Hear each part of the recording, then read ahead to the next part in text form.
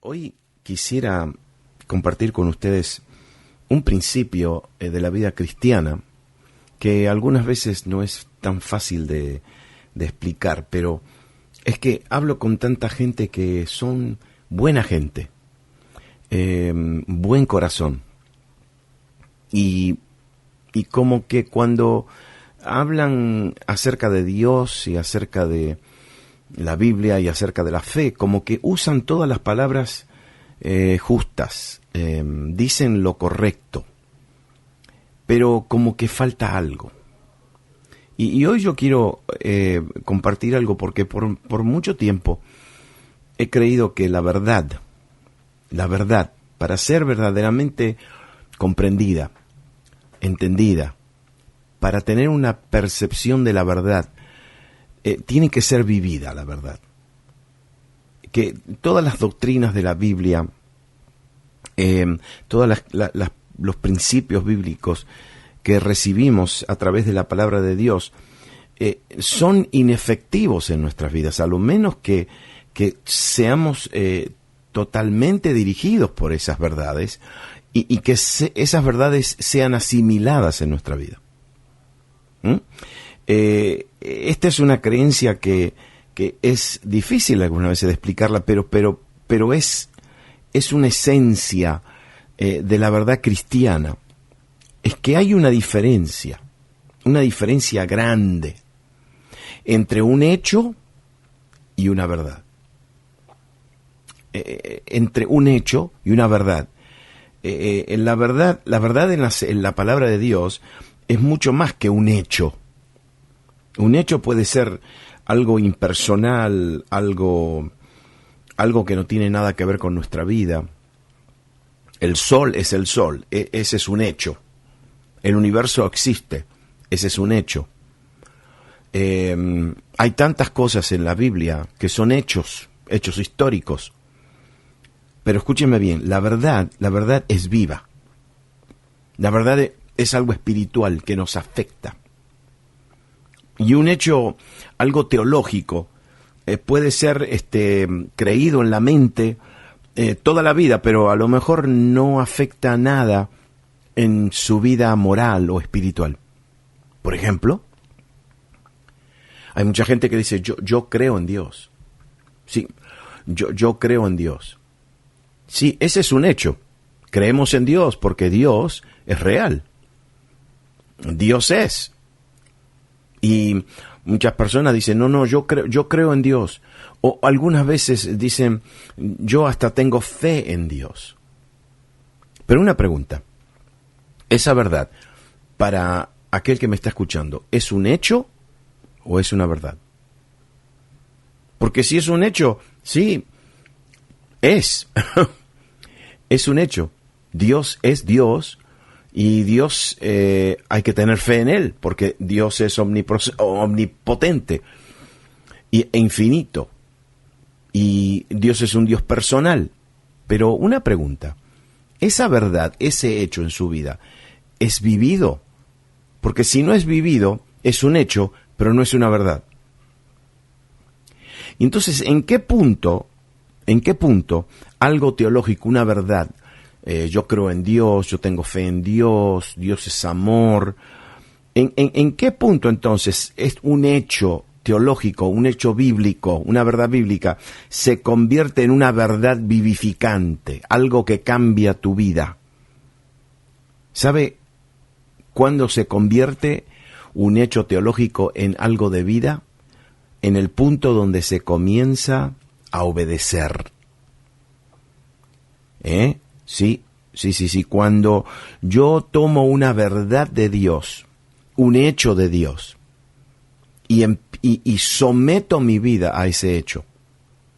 Por ejemplo, yo puedo decir, yo creo en Dios, sí, ¿y? ¿Estás viviendo ese hecho? Porque si estás creyendo en Dios, ahora vas a tener que obedecer a Dios, porque crees en Él. Entonces, mire, le quiero dar un ejemplo, porque Jesús habló de esto, y Jesús dijo esto. En el Evangelio de Juan dice, dijo entonces Jesús a los judíos que habían creído en Él. ¿A quién le estaba hablando? A gente que ya habían creído en Él, ¿Y por qué habían creído en él? Le voy a decir por qué habían creído en él. Porque habían visto lo que Jesús hacía. Habían visto a Jesús sanar a enfermos. Eso era un hecho. Lo habían visto con sus ojos. Habían oído. Habían visto los milagros de Jesús.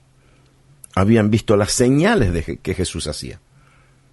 Y el mismo, por ejemplo, el mismo Nicodemo, un hombre religioso que se le acercó a Jesús de noche, le dijo, nadie puede hacer estas señales, estos milagros, si no viene de parte de Dios. Nadie. Y entonces, claro, viendo a Jesús hasta resucitar muertos, a levantar paralíticos, sanar a personas, darle vista a un ciego, sanar a leprosos, viendo a Jesús hacer todo eso, claro que tenían que creer en él. ¿Por qué? Y porque estaban viendo un hecho. Estaban viendo algo que se podía ver, se podía percibir, se podía tocar, podían hablar con la persona que había sido sana, y no lo podían negar. Había sucedido. Pero ahora Jesús le dice a aquellos que habían creído en él, le dice así, si vosotros permaneciereis en mi palabra, seréis verdaderamente mis discípulos y conoceréis la verdad y la verdad os hará libres. ¿Qué le está diciendo? Le está diciendo, ustedes han creído porque han visto un hecho de la vida. Pero ahora él está diciendo, pero ustedes ahora tienen que permanecer en mi palabra, en lo que yo les he enseñado, que es la verdad. ¿Saben cuántas personas me dicen a mí, yo creo en Jesús? Yo creo en Jesús. Está bien. Pero el que cree en Jesús, eso es un hecho. Jesús vivió hace 2000 años atrás, fue una persona histórica, está registrado en la historia. Es la persona más comprobada históricamente que cualquier otra persona. Pero escúchenme bien ahora. Eso es un hecho. Pero que si usted cree en Jesús, también tiene que creer en todo lo que Él dijo y en todo lo que Él hizo. Y no solamente hay que creer en lo que Él dijo y en lo que Él hizo, pero ahora hay que obedecer en lo que Él hizo y en lo que Él dijo. Porque lo que Él dijo y lo que Él hizo me tiene que afectar a mí. Por eso Él dijo aquí, si ustedes permanecen. Permanecer es la palabra alguien que no pasa, que no está de paso, que no es un turista, que no alquila. Alguien que se queda en un lugar y que se queda establecido en un lugar. Y Jesús está diciendo, si ustedes se quedan establecidos en mi palabra, seréis verdaderamente mis discípulos. Son los que están aprendiendo de mí. Son mis discípulos, mis aprendices, los que me siguen. Pero entonces ahora dice, y entonces ahí van a conocer la verdad, y la verdad os hará libre. Y la palabra conocer acá es la palabra conocer por experiencia.